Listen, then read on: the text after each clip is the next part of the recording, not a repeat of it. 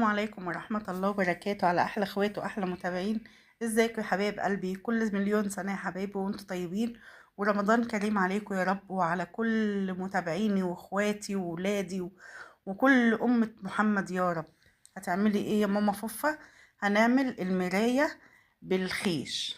معايا طبعا الكرتونة بتاعتنا، تمام، والخيش بقى والنصاص اللولي والمقص والشمع والحاجات اللي انتم متعودين مني ان انا ايه اعمل بيها الحاجات الجميلة دي واعادة التدوير. هنلزق طبعا الكرتونة بمسدس الشمع، هنلزقها كويس طبعا علشان المراية بتاعتنا تلزق وتبقى ايه لما نعلقها تبقى كويسة. هجيب بقى مسدس الشمع يا حبايبي ونلزق برضو كويس كده اهو زي ما انتم شايفين. تمام يا حبايبي، وهنروح جايبين بقى الخيط بتاعنا، هنلفه بقى كده يا حبايبي على المراية، على المراية كده، ونلفه على الكرتونة كلها علشان يدينا الشكل الجميل الأنيق يا حبايبي اهو. خلي بالكم بس من مسدس الشمع لانه بيلسع جدا اهو يا حبايبي. خلصتها كده وبعدين جبت الفرنشة هنلزقها بقى كويس كده اهو يا حبايبي. لزقيها كويس كده وفنشي شغلك كده خليه جميل. انا حاطه المناديل ديت علشان الوش ما يظهرش في المرايه. تمام يا حبايبي، الفرنشه اهي هنلزقها كده على المرايه كلها. تمام اهو يا حبايبي. وبعدين هتعملي ايه تاني يا ماما فوفا بعد ما لزقنا الفرنشه كده؟ تمام اهو يا حبايبي، هنخلصها كده ونلزقها كويس.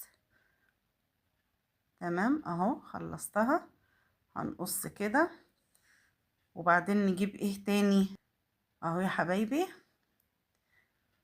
نروح جايبين بقى ايه الورد بتاعنا الجميل اهو يا حبايبي. قولوا لي بقى ايه رأيكم اهو؟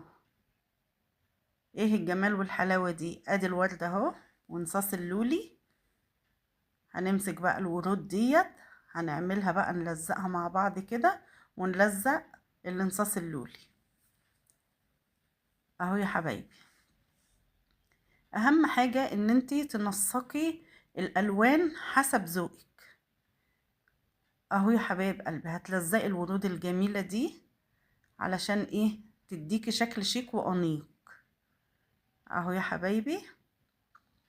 هنلزق كده الشمع بتاعنا، هنلزق الورد كده بالشمع اهو.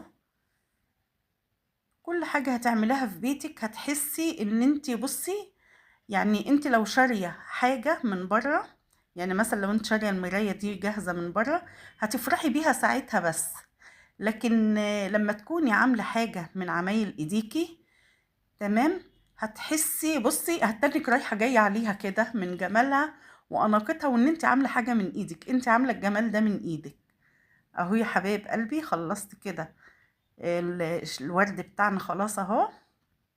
تمام يا حبايبي.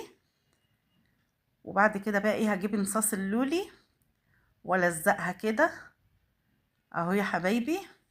شوفوا بقى الشكل والجمال بحاجات كده، يعني ولا اروع ولا اجمل من كده، وكفايه انها من عمايل ايديكي اهو يا حبايب قلبي. قولوا لي بقى ايه رايكم في الجمال والحلاوه دي؟